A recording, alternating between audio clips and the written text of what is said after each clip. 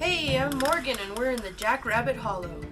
Do you ever find yourself with a ton of tomatoes? Let me show you a few things you can do with these tomatoes.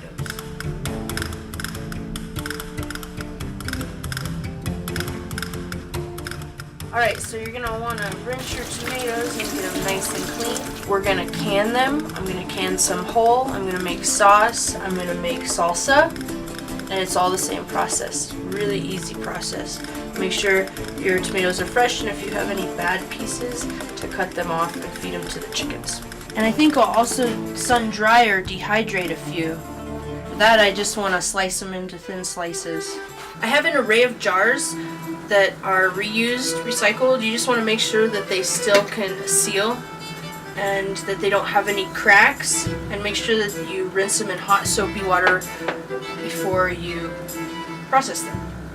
I have a pot of hot water and it's boiling, and it's to put my cans in.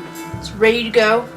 So I start by throwing in the jars I want to use and their lids. You want to start with a hot jar so that your jar doesn't crack in the canning process. And this also helps to sterilize it. I have my little jars for salsa, my big jars for tomato sauce. Alright, this is good and ready. Woo! Ouch, ouch. I do have tongs to pull these bad boys out. These are nice to have. Alright, whole tomatoes. That's the one I'm going to start with.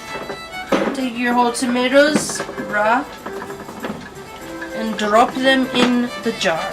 Make sure they get in good and tight. Add a little bit of citric acid to this jar to make it kind of lemony. I could have added lemon juice, but I didn't have enough lemons. I made this brine just with some water and pickling salt.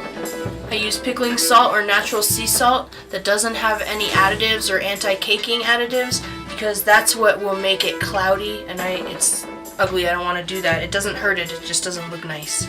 Okay, take your hot brine, boiling, and pour it over the tomatoes. I have a nice little magnet on a stick. I'm going to fish out. Let's see. I think it's that one. Don't touch it where it's going to seal. Just touch the top. Make sure you don't have anything around your rim, and seal that bad boy up. Fill your jars pretty quick while they're piping hot. Now I'm going to add a little bit of salt to these ones I want to make a sauce with, and blend them up. Add about a cup of boiling water, and stick it on the blender.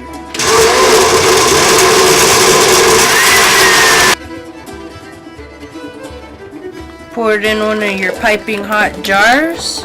Leave about a 1/4 inch of room at the top, and put a lid on it. For my salsa, I'm going to add a couple more tomatoes to this little bit of leftover sauce I have to make it a little bit thicker. Now I'm going to add my cilantro, onions, and a wee bit of lemon juice. Crushed red pepper or jalapeno. And just a touch more salt. A couple more tomatoes will tame that right up. Pour your mixture, your salsa mixture, into piping hot jars. Put a lid on it. Okay, now that I have my whole tomatoes in brine, my salsa, and my sauce, I'm going to go through the canning process with them and seal them up for good, or until I need them. Your pot of hot water with your jars in. Make sure the lids were tight. You want to boil all this on high until the lids pop up, which should be about 5 minutes. Let me tell you a little bit about tomatoes. The tomato is the edible, often red fruit berry of the nightshade Solanum lycopersicum, commonly known as a tomato plant. The word tomato comes from the Spanish word tomate, which in turn comes from the Nahuatl word tomatola, a member of the deadly nightshade family. Tomatoes were erroneously thought to be poisonous.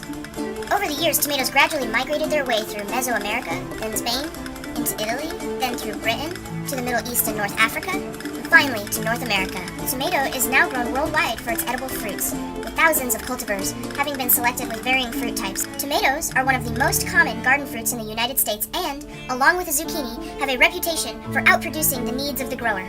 There are around 7,500 tomato varieties grown for various purposes. Heirloom tomatoes are becoming increasingly popular, particularly among the gardeners and organic producers. Tomatoes serve, or are served by, a large variety of companion plants. One of the most famous pairings is the tomato plant and carrots. Carrots love tomatoes. Tomato plants protect asparagus from asparagus beetles. Tomatoes contain carotene lycopene, one of the most powerful natural antioxidants. In some studies, lycopene, especially cooked in tomatoes, has been found to help prevent prostate cancer. Lids have popped up. Pull your jar out. Set it gently on the counter to cool for 15 minutes. I can see that my lid has popped up because it's nice and tight.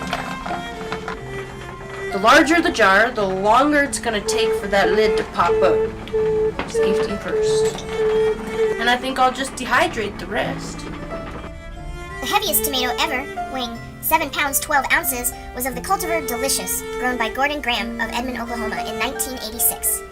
The largest tomato plant grown was of the cultivar Sungold and reached 65 feet in length. On August 30th, 2007, 40,000 Spaniards gathered in Buñol to throw 254,000 pounds of tomatoes at each other in the yearly Tomatina Festival.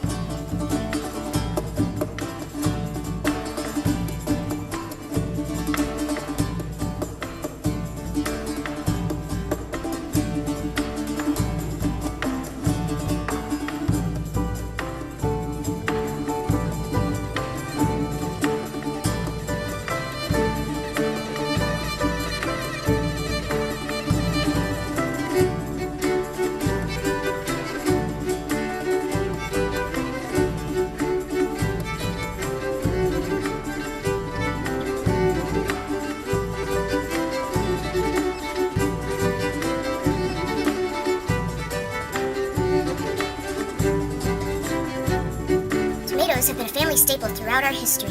This domestic, home garden loving plant is packed with vitamins, rich history, and good times. Why not pick up a couple heirloom seeds? Grow a tomato plant of your own, in the garden, on the porch, or in your home. It will be the start of a truly beneficial relationship that could last a lifetime and beyond. This has been a ton of tomatoes. We're in the Jackrabbit Hollow. Thanks for watching.